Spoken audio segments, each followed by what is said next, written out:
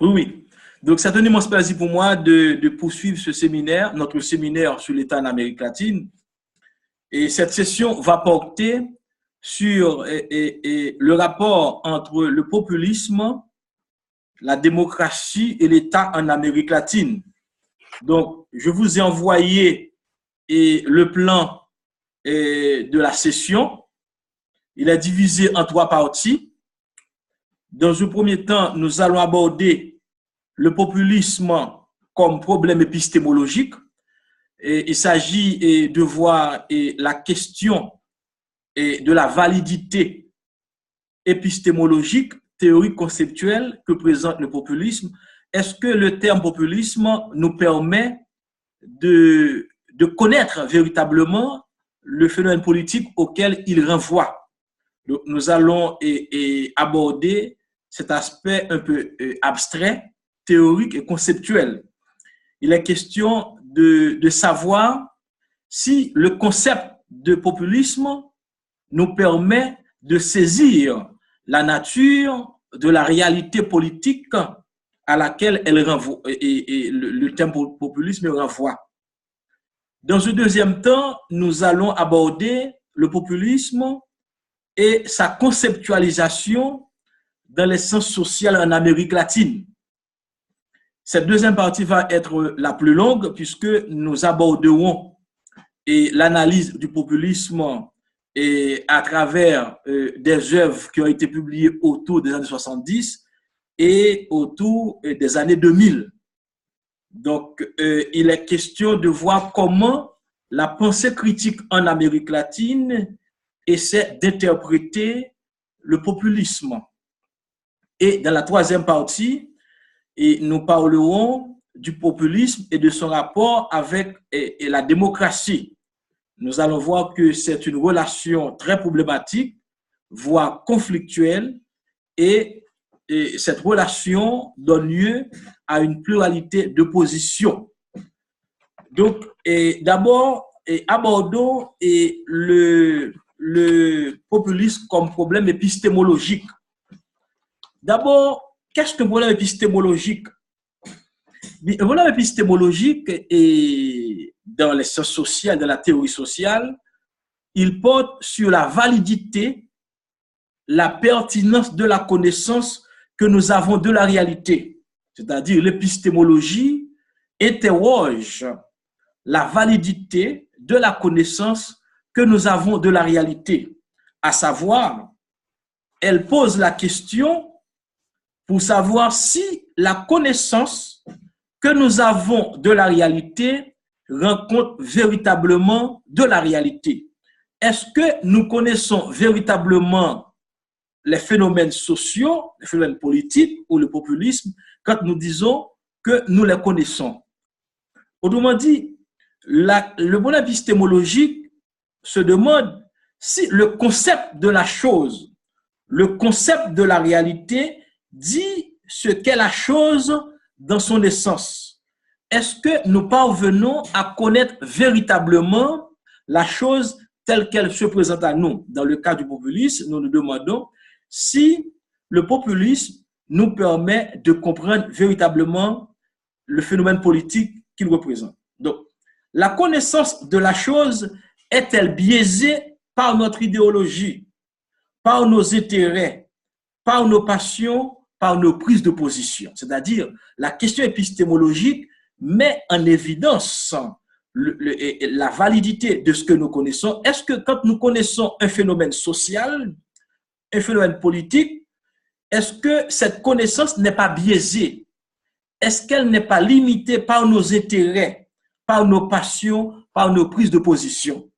Il faut dire que le problème épistémologique est d'une grande importance. Ce n'est pas un problème méthodologique. Un problème méthodologique nous donne les différentes techniques, les différents outils pour connaître la réalité.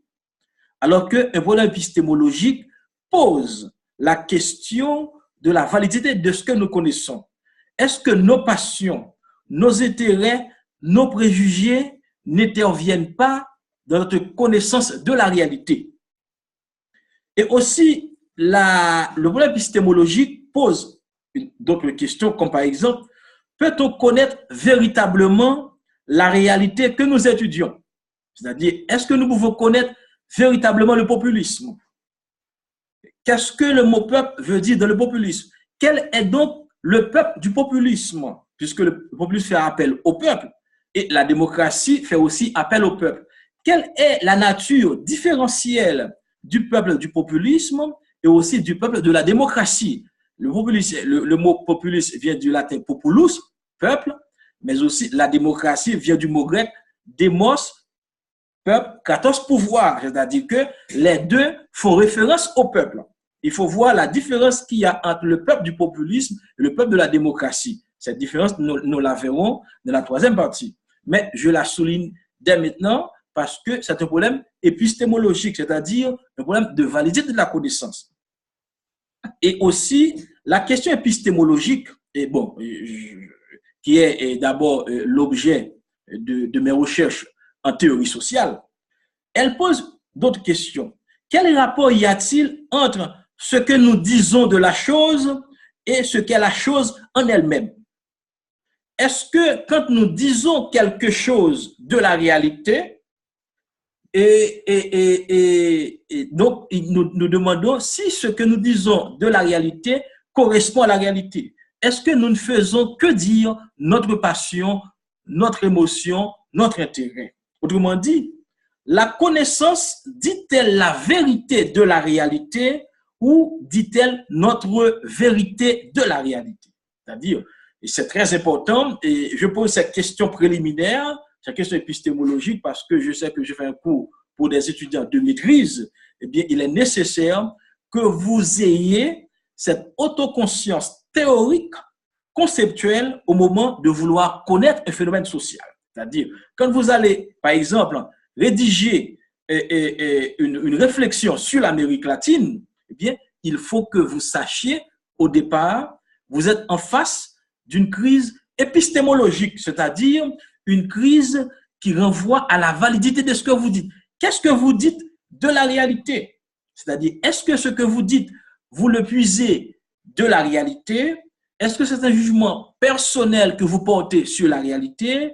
Ou est-ce que vos intérêts, vos idéologies, vos prises de position n'interviennent pas dans la construction conceptuelle? Bon, en général, en Haïti, dans les universités haïtiennes, on n'aborde pas cette question. Vous le savez aussi bien que moi. On parle de méthodologie, on vous dit les outils, les variables dépendantes, l'aspect quantitatif, l'aspect qualitatif, etc. Donc, on vous donne un ensemble de références méthodologiques. Donc, il y a une absence systématique au niveau des sciences sociales en Haïti. C'est-à-dire, on ne pose pas les questions que maintenant je pose dans cette réflexion. Donc, je pose ces questions parce qu'elles sont fondamentales. Parce que toute connaissance que l'on obtient de la réalité est portée par une théorie. Et toute théorie est une lecture idéologique partielle de la réalité. Donc, nous allons voir que le populisme en soi est l'objet d'un ensemble d'interprétations. Et l'un des problèmes épistémologiques que pose le populisme renvoie à un ensemble d'idées reçues. Par exemple, on dit que le populisme, c'est la manipulation du peuple.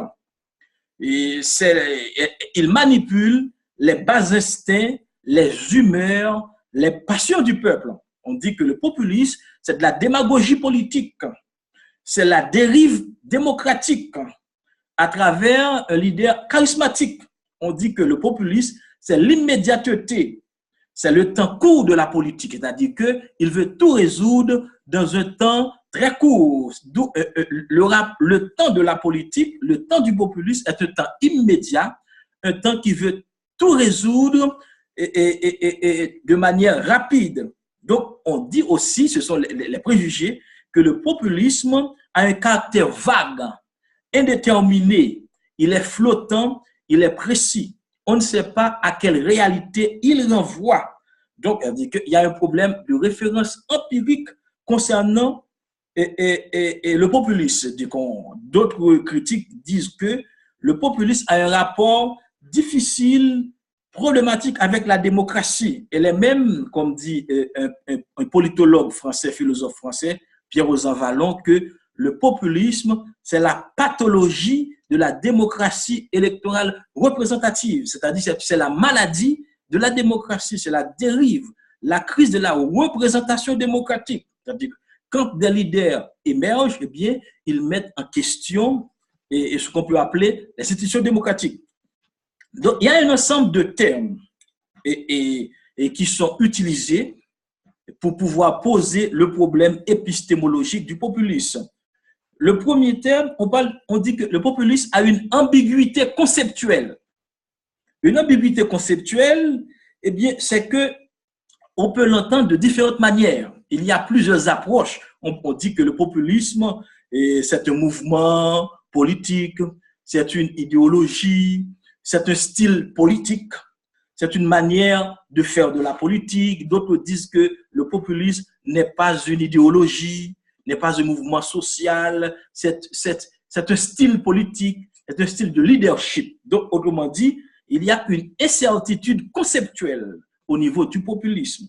Ensuite, on pense que le populisme est vague, c'est-à-dire qu'il n'y a pas de référence empirique au thème. C'est-à-dire, quand on dit populisme, eh bien, le deuxième élément que l'on pose, c'est qu'il est vague. Il n'y a pas de référence empirique, il n'y a pas une réalité empirique exacte qu'il désigne, d'où on dit qu'il a un caractère vague. D'autre part, on pense que le populisme aussi, dans les sens social, c'est un obstacle à la connaissance, en ce sens que on connaît déjà le populisme quand on en parle. C'est-à-dire que nous n'avons pas besoin d'aller plus loin quand on parle de populisme. On dit que bon, on connaît très bien ce que cela veut dire. Or, nous savons très bien que Bachelard nous dit, Gaston Bachelard, que la connaissance scientifique rompt avec les idées reçues. C'est-à-dire qu'il y a toujours une rupture épistémologique. Quand nous voulons étudier un phénomène social, pour pouvoir le pénétrer véritablement, nous devons rompre avec nos préjugés, nos croyances. D'ailleurs, c'est la théorie même du phénomène social, du fait social, que Emile Durkheim a donné dans son ouvrage classique, Les règles de la méthode sociologique. Le fait social est indépendant des individus, qu'il n'est pas immédiatement transparent à la conscience subjective. Donc, on pense que le populisme constitue un obstacle à la connaissance en général parce qu'on prétend le connaître. Un autre problème épistémologique du populisme, c'est son élasticité conceptuelle. C'est-à-dire que son élasticité conceptuelle veut dire qu'il est utilisé pour désigner des réalités différentes. Il manque de précision de son emploi. Or, nous savons très bien qu'est-ce qu'un concept. Bon, je ne vais pas tout développer comme je l'avais fait. Un concept, c'est la représentation synthétique d'une multiplicité réelle, c'est-à-dire la représentation synthétique d'une réalité complexe hétérogène. Donc, un concept devrait nous permettre de déterminer la nature d'une réalité que nous voulons connaître. Or, le populisme nous empêche de connaître ça, cette réalité, parce qu'il est caractérisé par une sorte d'élasticité conceptuelle. Et un autre problème du populisme, c'est qu'on ne sépare pas l'opinion de l'idée scientifique. C'est-à-dire, il y a un mélange, parce qu'il y a beaucoup d'émotions, il y a beaucoup de passion.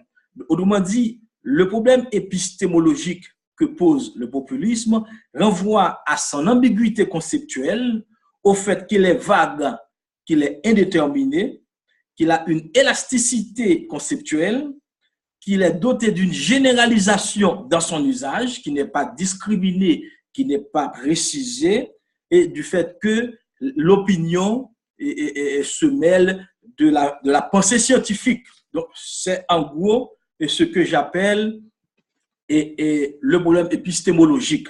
Donc, je ne vais pas m'étendre davantage là-dessus. Et je voulais précisément vous mettre en garde contre précisément cet obstacle épistémologique que représente le populisme. Et donc, tous ces obstacles-là vont rendre difficile sa connaissance. Bien, et maintenant, nous allons passer à la deuxième partie qui renvoie au populisme et les sciences sociales en Amérique latine. Donc, il faut dire que l'Amérique latine a été l'une des régions qui analysait, qui étudiait, qui proposait des interprétations du phénomène populiste mais en fonction de l'évolution politique, sociale de la région. Et comme nous l'avons vu dans les cours antérieurs, que l'État national populaire, l'État populiste en Amérique latine est né, a émergé entre 1930 et 1960. Eh bien, c'est ce contexte-là qui était caractérisé par l'émergence du populisme. Eh bien, on va avoir un ensemble d'interprétations, un ensemble de réflexions théoriques sur le populisme. Eh bien, et avant de commencer à étudier 3 théories fondamentales sur le populisme en Amérique latine, je dois vous dire qu'il y a, à mon avis, il y a beaucoup d'ouvrages qui sont écrits sur le populisme en Amérique latine. Mais il y a 2 ouvrages classiques, 2 ouvrages qui sont les plus importants et dont je vais parler. Et le premier ouvrage est classique et paradigmatique, publié sur le populisme en Amérique latine, eh bien, il a pour titre Populismo y contradicciones de clase en Latinoamérica. Et populisme et contradiction de classe en Amérique latine est publié par Gino Germani et Torquato Di Tella, Octavio Yanni, 2 Argentins et un Brésilien. Ce sont des sociologues. Nous allons aborder les 2 premières théories sur le populisme en Amérique latine, c'est des théories sociologiques, des théories qui ont été élaborées dans les années 70 par ces auteurs-là, par Gino Germani, que nous connaissons déjà puisque nous avons parlé de la théorie de la modernisation. Nous allons voir que la théorie de Gino Germani sur le populisme va interpréter ce phénomène en référence au paradigme de la modernisation que je vais analyser. Puis j'aborde la théorie de Octavio Yanni, qui est un sociologue brésilien et qui va étudier le populisme notamment à partir du marxisme, à partir de la théorie de la dépendance. Et le troisième auteur qui aborde le populisme, c'est un philosophe argentin, un philosophe politique. C'est l'ouvrage le plus important sur le populisme. Il a été publié en 2005. Il a pour titre La razón populista. C'est Ernesto Laclau. Ernesto la razón populista, ou du moins la raison populiste. Et cet ouvrage a été traduit en français en 2008 aux éditions Gallimard. Donc je pense que si vous voulez étudier le populisme, le connaître dans sa profondeur, eh bien, Ernesto Laclau, ce philosophe politique argentin, c'est le plus, au niveau mondial, je dois dire, c'est l'ouvrage le plus important sur la pensée populiste. Parce que, et comme nous allons le voir, Ernesto Laclau va proposer une définition, une analyse nouvelle sur le populisme. Comme on dit que le populisme c'est vague, est imprécis, et c'est la manipulation du peuple, et il est indéterminé. Donc, Laclau va nous dire, eh bien, il faut partir de ce caractère imprécis, indéterminé. Donc, il faut étudier le populisme comme une logique politique, comme une manière d'être de la politique. Il faut rejeter tous les dénigrements, tous les préjugés. Il faut l'étudier comme un fait politique normal. Donc, ce sera la troisième théorie. Donc, maintenant, comme je vous dis, d'abord abordons la perspective de Gino Germani, qui a publié précisément un article dans ce livre que je viens de vous mentionner. Le titre de l'article, c'est Democracia representativa y clases sociales. Démocratie représentative et classe sociale. Donc, la thèse fondamentale de Gino Germani, c'est que le populisme en Amérique latine renvoie au problème de la transition de la société traditionnelle à la société moderne. C'est la théorie de la modernisation. C'est-à-dire, le populisme en Amérique latine reflète l'incapacité des sociétés latino-américaines à entrer dans la modernisation. reflète leur incapacité à adopter le modèle démocratique, libéral, tel qu'il existe en Europe. Et vous savez très bien que la théorie de la modernisation pense la politique à partir de la référence occidentale. C'est une théorie téléologique qui étudie précisément donc, le phénomène politique, a dit que dans le cas de Giorgio Armani, a dit que le populisme est un phénomène socio-culturel et politique latino-américain eh bien, qui pose la question précisément de la modernisation, la difficulté de ces pays à entrer dans la modernité. Autrement dit, le populisme, la perspective de Gino Germani est une sorte d'anomalie, une sorte d'incapacité d'une vraie modernisation politique. Et c'est pourquoi l'auteur met l'accent sur le caractère autoritaire, dictatorial du populisme, c'est-à-dire son incapacité à entrer dans la modernisation. Et étant donné que l'Amérique latine, comme vous le savez, que le phénomène populiste est né autour des années 30, nous avons dit que quand a surgi la crise de l'État oligarchique,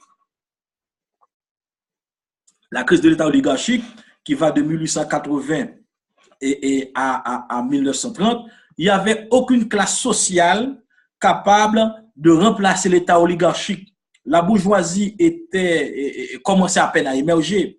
Les classes moyennes étaient limitées. Donc les classes populaires commençaient à émerger. Donc il y avait une dynamique de modernisation, d'industrialisation, d'urbanisation, de migration. Donc il y avait un vide politique. Donc, le populisme en Amérique latine est né dans le cadre d'un vide politique né précisément à partir de l'effondrement de l'État oligarchique.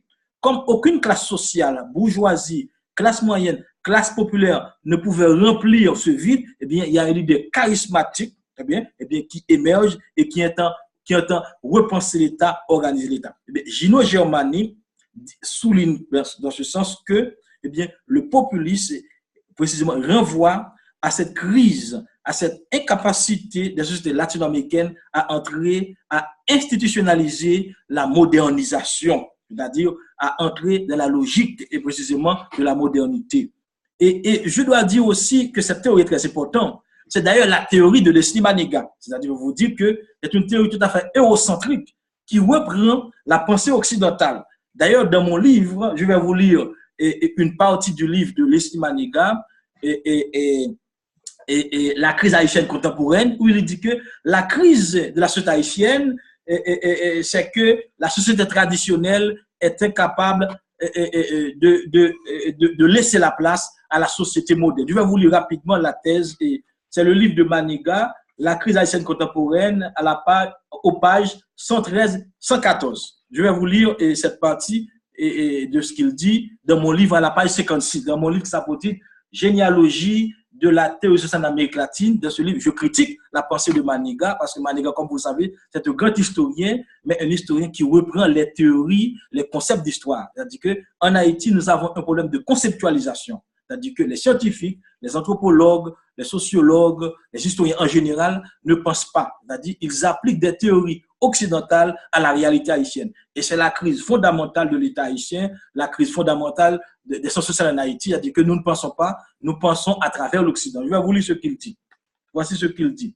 La société traditionnelle est bien entrée en crise de dépérissement, puis de pourrissement et enfin de décomposition générale, sans qu'Haïti ait pu enclencher le processus continu et stable qui aurait pu permettre de réussir la construction de la société moderne de substitution. Il s'agit donc de la crise de la société traditionnelle haïtienne, mais avec une modernisation toujours en mal d'enfantement. C'est une répétition pure de la pensée occidentale. C'est-à-dire, c'est un grand historien, les François Manega, mais il ne pense pas. C'est-à-dire qu'il reproduit la théorie de la modernisation en vogue dans les années 60-70 en Occident. Donc, ça, je le lis et pour que vous en ayez cette référence. Oui. Ensuite, il y a un autre auteur qui, dans la même logique de la théorie de la modernisation, c'est Torquato Di Tella, qui est aussi présent dans ce livre, mais qui montre que, et qui est dans la même logique que Gino Germani, qui montre précisément que le populisme rentre dans le cadre des mécanismes de changement en Amérique latine de les années 20 et jusqu'aux années 60.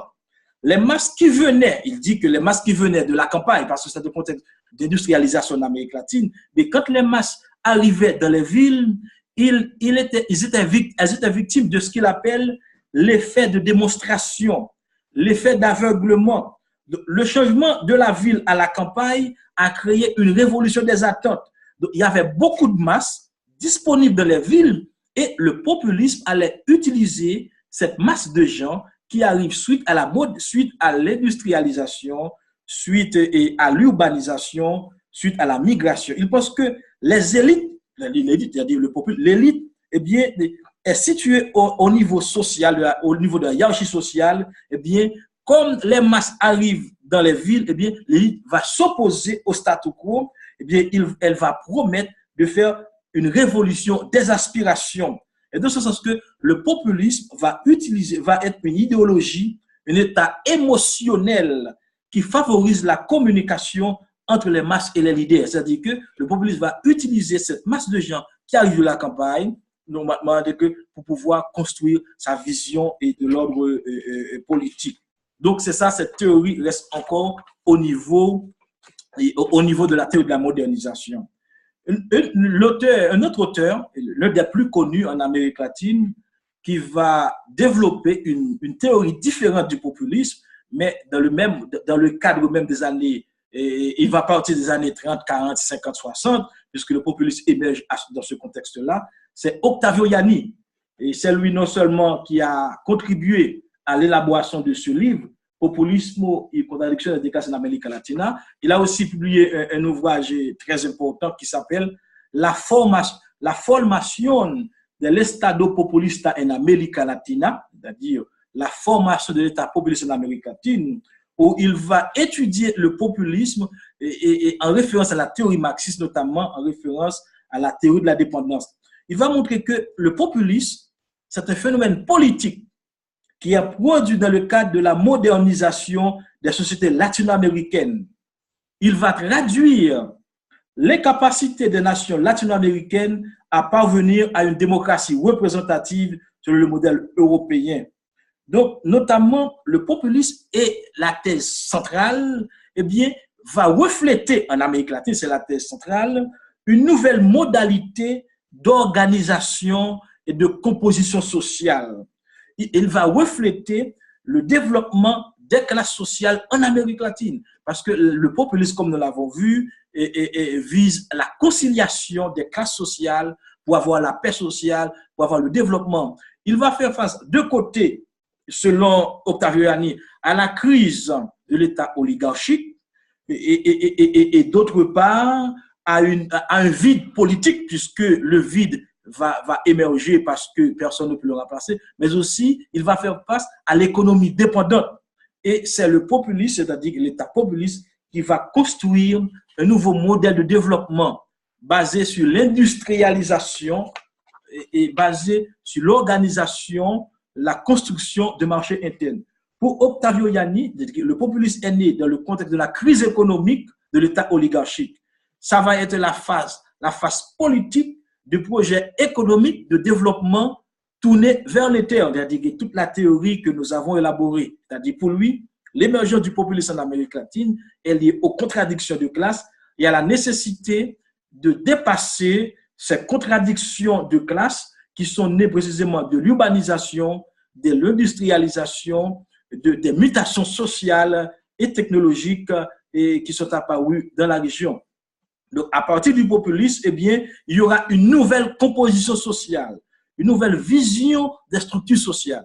Et cette vision va être reposée sur la conciliation sociale et la dimension économique du populisme, c'est de construire un capitalisme national, un capitalisme développementiste. C'est à partir du populisme, précisément, qu'on va réorganiser l'économie, réorganiser la société, qu'on va avoir une vision pacifique de l'ordre social. C'est-à-dire que comme il est né des contradictions de la fin de l'État oligarchique et donc de l'émergence des classes, de nouvelles classes sociales, les classes moyennes, la bourgeoisie, les classes populaires, bien, le populisme va faire face à l'économie dépendante en créant un nouveau modèle de développement basé sur l'industrialisation, sur la création de marchés internes. C'est-à-dire que la théorie, pour pouvoir résumer, si la théorie de Gino Germani part de l'idée de modernisation, c'est-à-dire que en Amérique latine, le populisme a émergé comme crise, comme anomalie, comme incapacité de ces sociétés pour entrer dans la modernisation. Eh bien, pour Octaviani, c'est un changement structurel qui a fait émerger le populisme, c'est-à-dire la fin de l'État oligarchique, la crise de l'économie dépendante,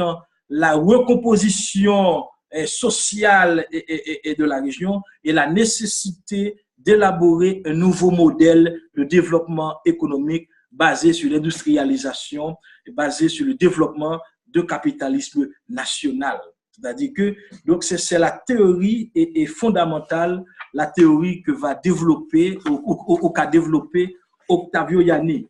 Mais remarquez bien, nous allons aborder la troisième théorie et du populisme. Ça va être beaucoup plus. Cette théorie du populisme, c'est celle de Ernesto Laclau. Et ça va être beaucoup plus difficile, beaucoup plus abstrait.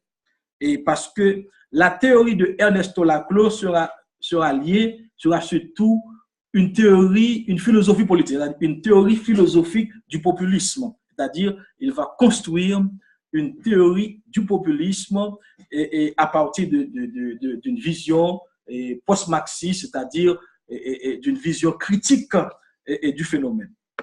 Et c'est très important, et je vais parler maintenant d'Ernesto Laclau et sa théorie fondamentale parce que, comme je vous ai dit, c'est l'ouvrage, c'est le plus grand penseur du populisme dans le monde. Bon, il est mort, bon, ça fait une ou deux années, c'est-à-dire qu'il est mort tout récemment. Et donc son ouvrage s'appelle La raison populiste. Pour le dire en un mot, la thèse qu'il développe, la raison populiste, c'est la raison politique tout court. C'est-à-dire, la raison populiste, pour lui, le populisme, c'est la construction politique du peuple. C'est-à-dire, il va avoir une idée positive du populisme. Il va montrer que le populisme n'est pas quelque chose de négatif, mais c'est une manière d'être de la politique. D'abord, Ernesto Laclau nous dit que il va avoir une vision positive du populisme, c'est-à-dire il va le prendre comme un fait politique, c'est-à-dire non pas, il ne va pas l'analyser en référence à la modernisation comme Gino Germani et tant d'autres. Il ne va pas étudier le populisme comme un mode d'accumulation économique, un mode de transformation économique, sociale et culturelle. Donc, il va dire que prendre le populisme comme un fait politique, comme une manière de construire des identités politiques. C'est-à-dire qu'il dit il faut partir des préjugés sur le populisme. Si on dit que le populisme est vague, est indéterminé, eh bien, il est possible que le caractère vague, indéterminé du populisme reflète aussi le caractère vague et indéterminé de la réalité. Donc, il va étudier le populisme afin de montrer qu'il est une logique politique, qu'il est la manifestation du fait politique. Dans ce sens, bon, c'est clair qu'il va critiquer beaucoup de théories qui rejettent le populisme. C'est dans ce sens que pour Ernesto Laclau, et c'est très important, il va dire ceci.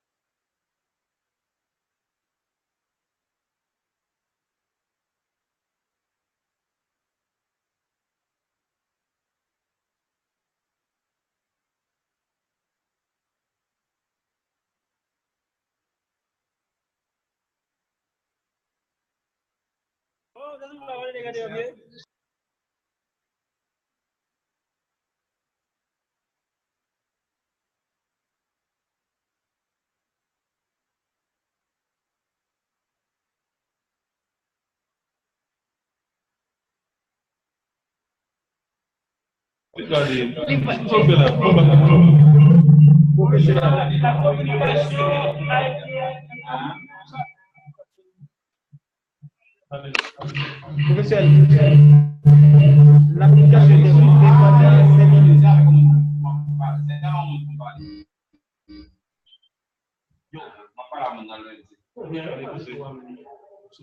Professeur, la communication avec les terroristes avait renoncé. Est-ce que vous avez à partir de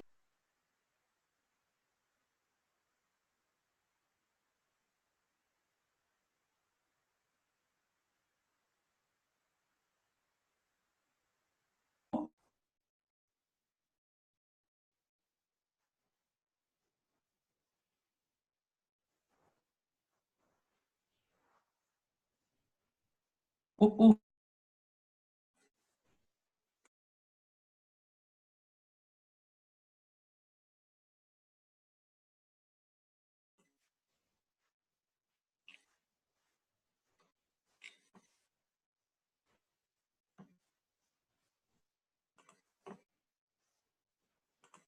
Oui, allô?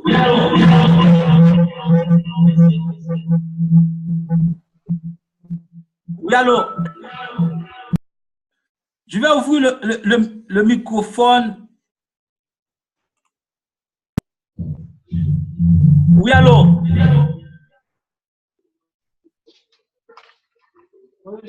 Ok, je peux continuer maintenant.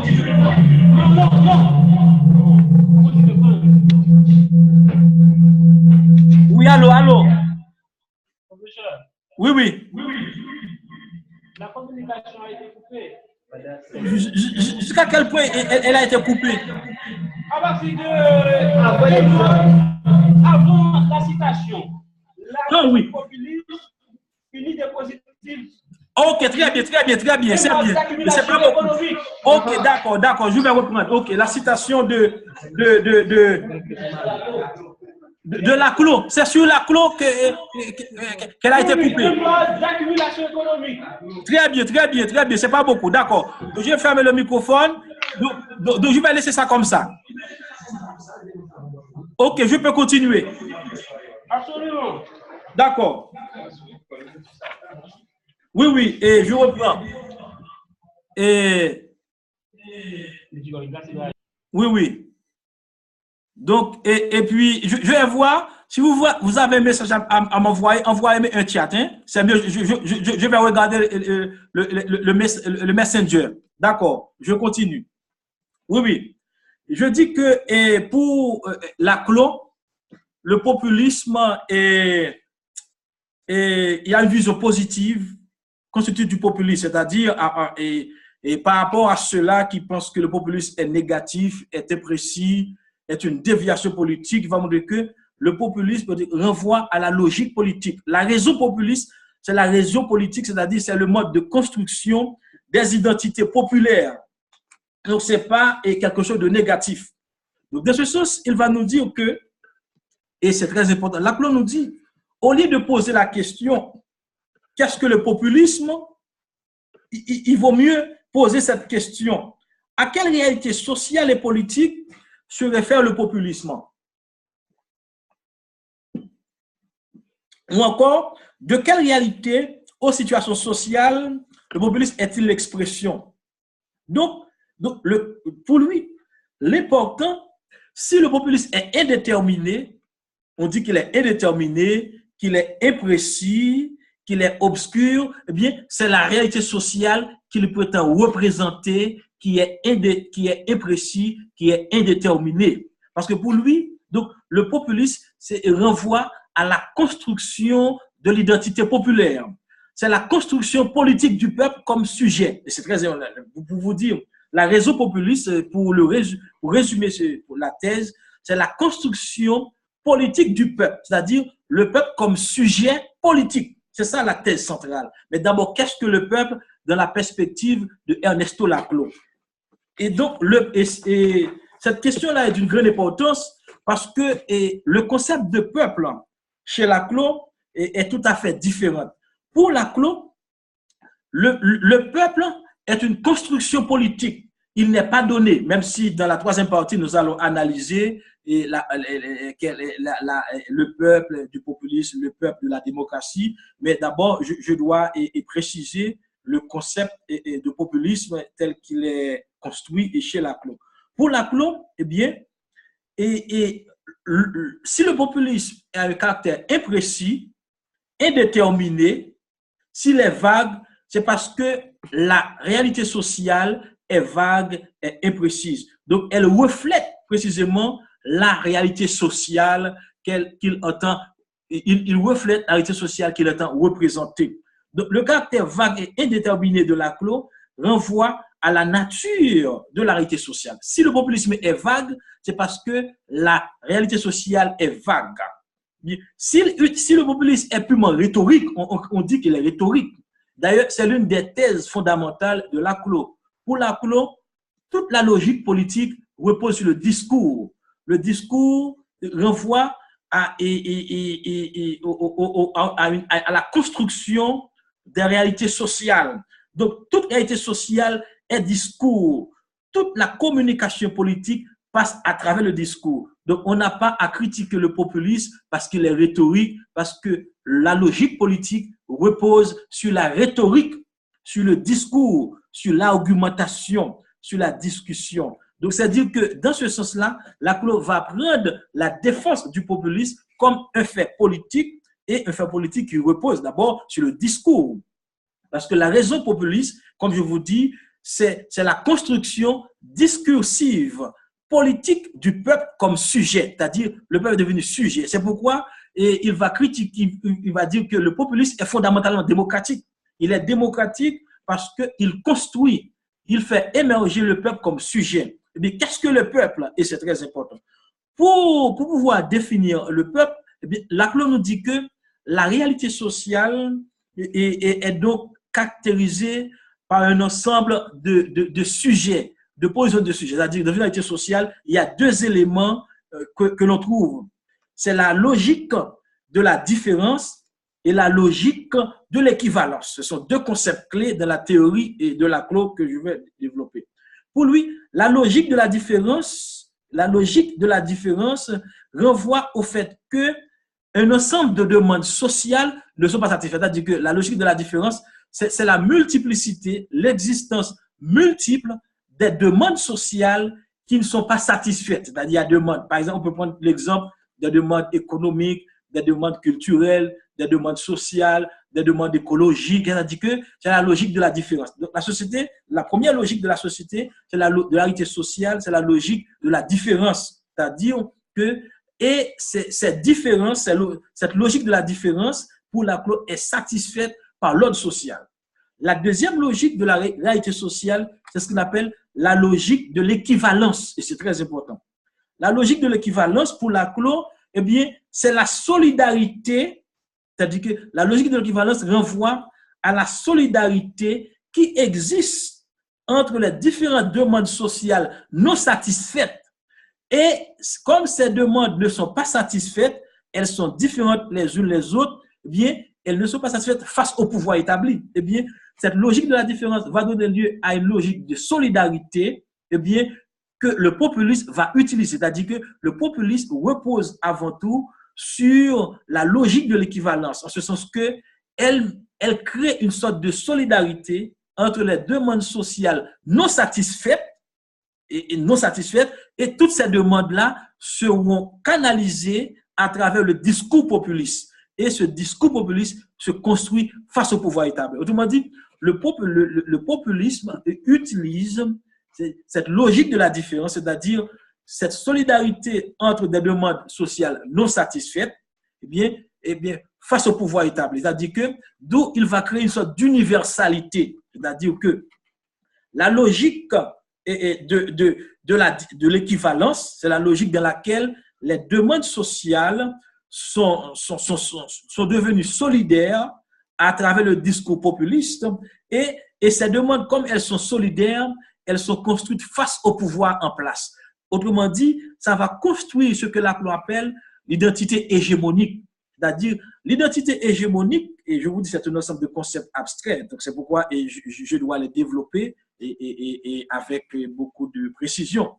L'identité hégémonique crée précisément une relation équivalentielle, c'est-à-dire une relation de solidarité entre les demandes non satisfaites. Eh ces demandes satisfaites sont la logique de l'équivalence.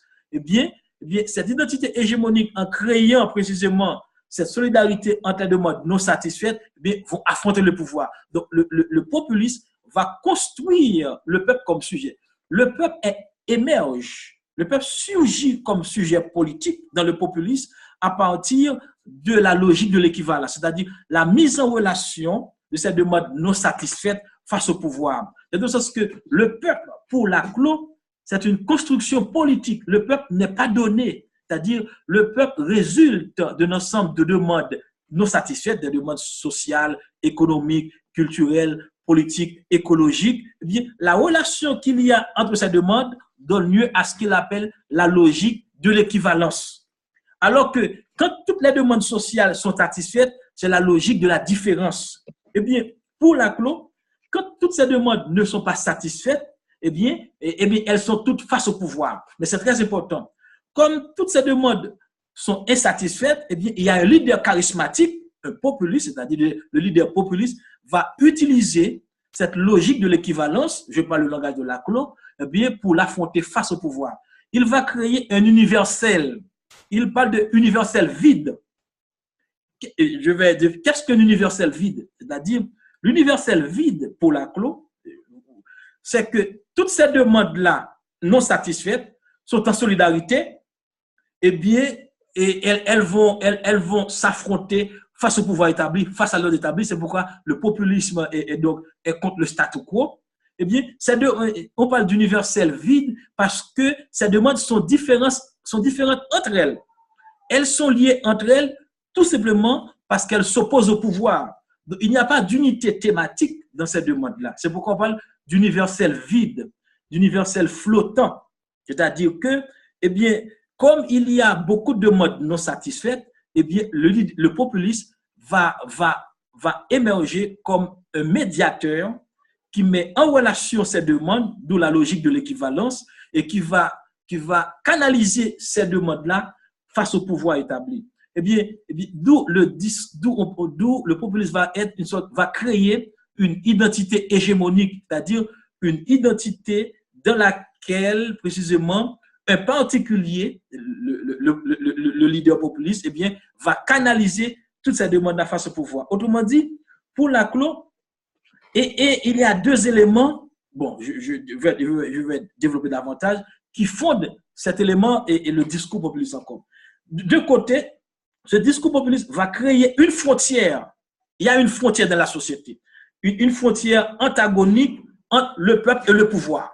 C'est très important. C'est-à-dire, le populisme, fondamentalement, construit cette frontière politique, cette frontière antagonique. Du côté, il y a le peuple qui est construit par le discours populiste, mais remarquez bien, le peuple du discours populiste, ce n'est pas un peuple, comme on dit, le peuple d'Haïti. Donc, c'est un peuple qui est construit à travers les différentes demandes qui existent dans la société et qui ne sont pas satisfaites. Comme je vous ai dit, les demandes non satisfaites, toutes ces demandes qui ne sont pas satisfaites s'inscrivent dans la logique de l'équivalence. Eh bien, d'un côté, il y a la formation de frontières, le peuple face au pouvoir, et de l'autre, il y a l'unification de ces demandes dans ce système de signification face au pouvoir. C'est-à-dire, ces demandes non satisfaites vont s'opposer au pouvoir établi. C'est pourquoi le moment populiste est le moment équivalentiel. Le moment populiste crée le champ équivalentiel. Le champ équivalentiel, c'est le champ de solidarité entre les demandes non satisfaites. Donc, cette identité se construit, c'est-à-dire elle construit le peuple comme politique. C'est dans ce sens que pour Laclos, eh bien, il y a le populisme, c'est la construction politique du peuple. C'est-à-dire que c'est une construction discursive. Et il y a un élément fondamental que je dois souligner, c'est la notion de discours. C'est-à-dire que la rhétorique, c'est-à-dire l'une des bases de la théorie populiste de Laclos, c'est la rhétorique. Il montre que la société elle-même, c'est un langage, repose sur le discours. Le discours, ce n'est pas seulement la parole, l'écriture, c'est toutes les relations sociales qui reposent sur le discours. Donc, la raison populiste est une raison politique, une raison qui construit discursivement le peuple comme sujet politique. C'est pourquoi, avec Laclos, le populisme aura une dimension positive, démocratique, constructive, parce que c'est grâce au discours populiste, c'est-à-dire à la construction du peuple face au pouvoir établi, que précisément le peuple va émerger comme sujet. Mais il est important de le souligner un moment. C'est-à-dire que cette construction politique du peuple, c'est ça. Pour le dire en un mot, je vous l'ai dit, la raison populiste, c'est la construction politique du peuple. C'est ça en un mot. Mais cette construction politique du peuple est rendue possible à travers le discours, à travers un ensemble, à travers la mise en relation, précisément, des demandes non satisfaites. Des demandes non satisfaites. Donc,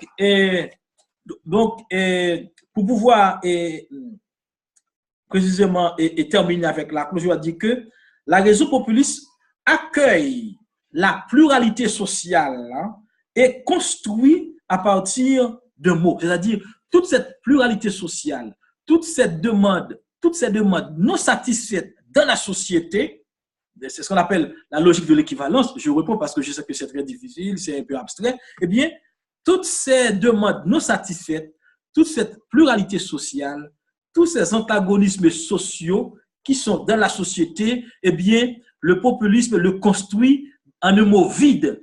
Quel est ce mot vide? C'est le peuple. C'est pourquoi je parle d'universel vide, vide parce que le peuple du populisme, c'est un peuple qui renvoie à une pluralité de positions sociales, de demandes sociales non satisfaites. Eh bien, le populisme construit cette diversité de demandes sociales à travers un discours, à travers une rhétorique et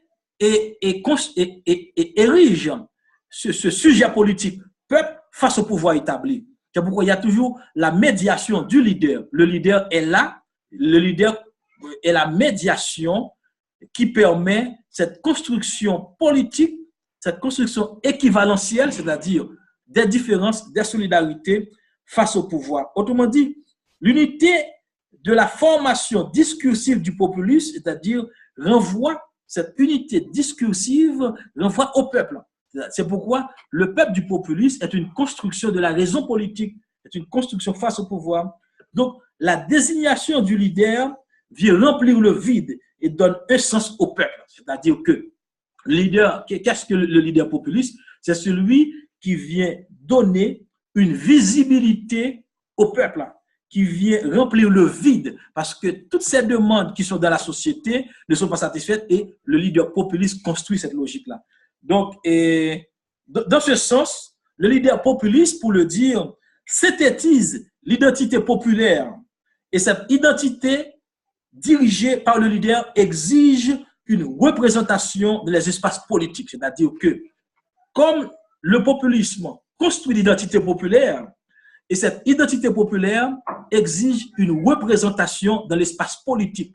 C'est pourquoi le populiste, c'est-à-dire que par d'une construction d'une chaîne d'équivalence, c'est-à-dire d'un ensemble de demandes, et il exige une nouvelle représentation du peuple dans l'espace politique. Et le peuple du populisme, c'est un peuple qui résulte d'un ensemble de différences, d'un ensemble de demandes non satisfaites, donc, etc. Donc maintenant, je vais passer au troisième point et je pourrais davantage développer la pensée de Laclos. Maintenant, je vais aborder le rapport entre populisme et démocratie et relations problématiques. Donc, c'est très important et oui. Donc, nous abordons la troisième partie de cette session qui est tout aussi importante. Dans cette partie, je vais essayer de confronter la pensée de Laclos aussi avec la théorie politique occidentale. Parce qu'en général, les Occidentaux, les Européens critiquent le populisme. Et c'est Laclos, dans ce livre, parce que dans ce livre classique, eh bien, a pris la défense du populisme. Il faut dire que le livre de Laclos a été écrit dans le contexte de l'émergence populiste. Il faut dire que Laclos a été le conseiller de Cristina Kirchner en Argentine, donc c'est-à-dire qui est qualifié de populiste. C'est-à-dire que Laclos, donc la théorie du populisme de Laclos est venue de l'expérience latino-américaine. Eh bien, il a toujours dit que le système démocratique représentatif, généralement en Amérique latine, ne représente pas vraiment le peuple. Donc, je vais aborder le rapport entre le populisme et le peuple. Non, le populisme et la démocratie. D'abord, ce qu'il faut dire, c'est que le populisme et la démocratie, eh bien, les deux renvoient au peuple, interpellent le peuple. Comme je vous dis, le populisme renvoie au populus en latin. Nous allons voir en latin, il y a deux mots pour dire peuple. Il y a le mot populus et le mot plèbe. Le populus, c'est l'ensemble des citoyens romains, le populus. Alors que la plèbe, ce n'est pas l'ensemble des citoyens, ce sont les gens d'en bas, c'est-à-dire les gens qui sont les victimes, c'est-à-dire les marginaux, les exclus. Donc, il y a deux mots pour dire peuple en latin, populus et plèbe. En général, et Laclos lui-même le dit dans son ouvrage, le populisme renvoie surtout à la plèbe, non pas au populus au sens général. C'est une partie, c'est une minorité de la société exclue, marginalisée que le populisme représente. Alors que le terme démocratie, du grec démos, peuple, et kratos, pouvoir, le peuple est à la racine même du mot démocratie. Donc, nous allons voir les différences. Donc, vous vous rappelez que j'avais dit qu'il y a trois sens du mot peuple. Je vais reprendre rapidement. Il y a le peuple au sens juridico-politique. C'est le peuple comme dépositaire de la souveraineté populaire. Le peuple comme sujet de la démocratie. Le peuple comme un tout indéterminé. Le peuple comme une totalité. C'est le peuple citoyen de la citoyenneté. C'est le peuple qui renvoie à l'universalité de tous les citoyens. Quand on dit peuple, dans ce sens, on va au-delà des groupes, des classes sociales. C'est le peuple universel. Quand on dit le peuple haïtien, on ne parle pas de petit peuple là. On ne parle pas de masse peuple là. Donc, le mot peuple là, dans ce sens, il y a une signification générale et universelle. Donc, il n'est pas renvoyé à un particulier. Donc, ce mot, le peuple renvoie à la généralité, etc. Donc, c'est le sens juridico-politique. Le deuxième sens du mot peuple, c'est le sens anthropologique. Ça renvoie à l'identité culturelle, à la nation, à l'ethnie. La semaine prochaine, je vais parler de la nation et je vais développer, comme je le fais maintenant, le concept de nation en Amérique latine. Donc, au niveau anthropologique, le peuple renvoie à la nation, à la culture, à l'identité. Donc, vous allez voir les crises de l'identité. Quand on parle de la crise de l'identité française, ça renvoie au peuple français, à l'identité française. En Espagne, il y a la question de l'identité aussi. Donc, c'est le peuple culture, le peuple identité. Donc, le troisième sens du mot peuple, c'est le sens sociologique. C'est-à-dire que c'est le peuple qui renvoie à la division sociale, le peuple des marginaux, le peuple qui est le bloc social des opprimés, c'est-à-dire les marginaux, les exclus, les pauvres. En Haïti, le sens du mot peuple renvoie à ce qu'on peut dire en Haïti, petit peuple là, masse peuple là, le peuple des bidonvilles, les quartiers populaires. C'est-à-dire que l'on dit petit peuple là, on dit masse peuple là, les gens disent petit peuple là, masse peuple là. Je ne pas prendre le peuple haïtien comme totalité, mais on prend les souffrants, les exclus, les marginaux. Donc, en latin, il y a de côté le populus, le peuple en général, et plèbe, le peuple et le peuple d'en bas, c'est-à-dire ceux d'en bas. Donc, dans ce sens, le peuple du populisme, ce n'est pas le tout, c'est une partie du tout. C'est-à-dire que C'est le peuple qui surgit de la marginalisation, de l'exclusion. Donc, c'est le peuple, précisément, donc, qui est victime de la domination sociale. On oppose surtout ce peuple à l'élite. C'est pourquoi le populisme, comme l'a dit Laclos, eh bien, repose sur la division sociale. L'espace social est divisé. De côté, il y a un nous, c'est-à-dire ces identités populaires, et de l'autre, il y a le pouvoir établi. Donc, l'idée de peuple renvoie précisément à ce groupe social des opprimés, à ce groupe donc qui sont marginalisés, qui sont exclus. Et quand Castro, par exemple, Fidel Castro parle de peuple, il dit j'entends par peuple. Et quand nous parlons de lutte, il y a des gens qui pensent que le peuple, c'est la lutte, c'est-à-dire le peuple en action contre l'ordre établi. Donc, autrement dit, la thèse du populisme, l'élément fondamental, c'est que le peuple, c'est une partie du tout, c'est-à-dire face aux élites, face au pouvoir établi. Donc, de côté, le peuple de la démocratie, c'est l'universalité, c'est-à-dire c'est le peuple en général. Donc, on va voir un ensemble de critiques. La critique que l'on va faire du populisme au nom de la démocratie. Eh bien, pour certains auteurs, le populisme, c'est la maladie infantile de la démocratie. Il montre ses limites structurelles en tant que démocratie purement formelle. C'est-à-dire, c'est une maladie. C'est-à-dire, on pense que le populisme émerge parce qu'il y a une crise des institutions démocratiques. Il y a une pathologie politique, sociale, économique. Donc, dans ce sens-là, il y aura une critique de la démocratie, une critique du populisme parfois. Donc, je vais prendre un auteur, quelques auteurs français, par exemple. Et en 2012, un ensemble d'auteurs français ont publié un ouvrage qui a pour titre « Populisme, l'envers de la démocratie ».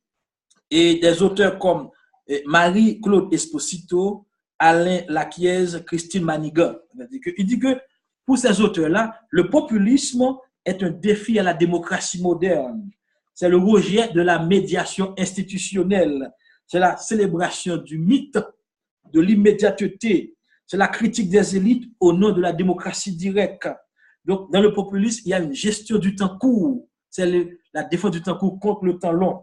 Donc, d'autres auteurs vont dire que le peuple du populisme, c'est très important, c'est un peuple asservi, c'est un peuple esclave, c'est un peuple qui est manipulé par le populisme, parce que le peuple n'est pas indépendant, il n'est pas capable de penser par lui-même. Dans la théorie populiste de Laclos, nous voyons clairement que le peuple est construit par le discours populiste. Donc, c'est-à-dire qu'on peut dire que le peuple du populisme, comme certains disent qu'il y a une dévalorisation du peuple comme sujet politique, parce que le peuple est construit par le leader politique, eh bien, il est manipulé, il est dominé. Le peuple du sujet populiste n'est pas un peuple rationnel, un peuple indépendant qui ne pense pas lui-même, mais qui est construit charismatiquement par le pouvoir. Donc, autrement dit, il y a cette incapacité du pouvoir. Donc, une dernière critique du populisme a été faite par un philosophe français, Pierre-Rosan Vallon. Il pense que le populisme représente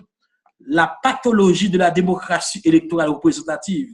C'est la crise même de la démocratie, une crise de la volonté politique, donc parce que le populisme va fantasmer sur le corps social, sur la question de l'un.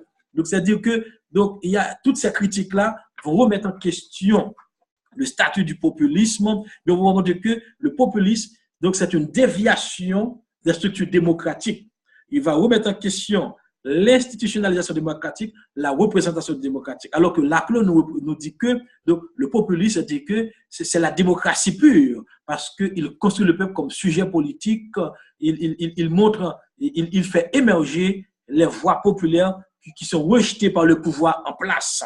Donc, etc. Donc, je vais m'arrêter là et pour répondre à vos questions, et je pense qu'il y a temps pour pouvoir mieux débattre. D'accord, je vais ouvrir le microphone. Oui. Petit Franc, j'ouvre le microphone de Petit Franc. Par rapport Oui. à la logique. Oui. Par rapport à la logique de la différence. Oui. Alors, professeur. Oui, je vous écoute.